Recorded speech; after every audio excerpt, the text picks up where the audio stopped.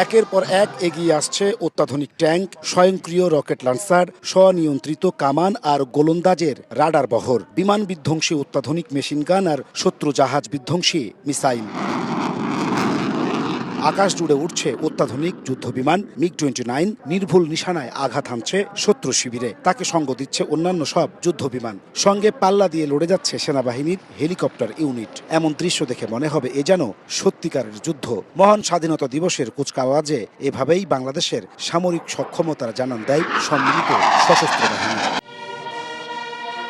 বৃহস্পতিবার সকাল 10টার কিছু আগে জাতীয় প্যারেড স্কয়ারে হাজির হন রাষ্ট্রপতি মোহাম্মদ শাহাবুদ্দিন। এ সময় তাকে স্বাগত জানান প্রধানমন্ত্রী তারেক রহমান। রাষ্ট্রপতির অনুমোদন ক্রমে কুচকাওয়াজের আনুষ্ঠানিকতা শুরু করেন অশ্বারোহী ক্যাপ্টেন। এ সময় রাষ্ট্রপতি পুরো প্যারেড গ্রাউন্ড পরিদর্শন করেন।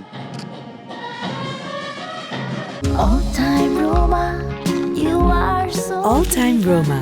Taste it, love it. এরপর শুরু হয় সম্মিলিত সামরিক বাহিনীর নান্দনিক পরিবেশনা। সেনাবাহিনী, পুলিশ, আনসার সহ বিভিন্ন ইউনিটের সুসজ্জিত দলের পরিবেশনায় তা হয়ে ওঠে উপভোগ্য। এ সময় রাষ্ট্রপতি প্রতিটি ইউনিটের সালাম গ্রহণ করেন। দর্শক সারিতে বর্ণিল এই পরিবেশনা উপভোগ করেন প্রধানমন্ত্রী তারেক রহমান।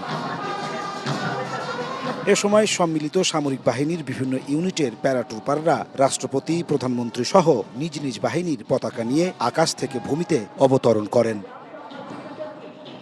পরে শুরু হয় বিমান বাহিনীর পরিবেশনা। বর্ণিল ধোঁয়া ছেড়ে নান্দনিক সব ডিসপ্লে পরিবেশন করে তারা। এ সময় বিস্তীর্ণ আকাশের ক্যানভাস জুড়ে তৈরি হয় এক নান্দনিক আবহ। ফুটে ওঠে আকাশপথে বাংলাদেশের সক্ষমতাও।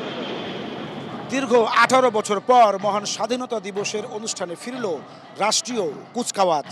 এর মাধ্যমে সশস্ত্র বাহিনী ফুটিয়ে তোলে বাংলাদেশের সামরিক সক্ষমতার, একই সঙ্গে ফুটিয়ে তোলে যে কোনো দুর্যোগ দুর্বিপাকে দেশের পাশে থাকার, দেশকে এগিয়ে রাখার প্রত্যয়।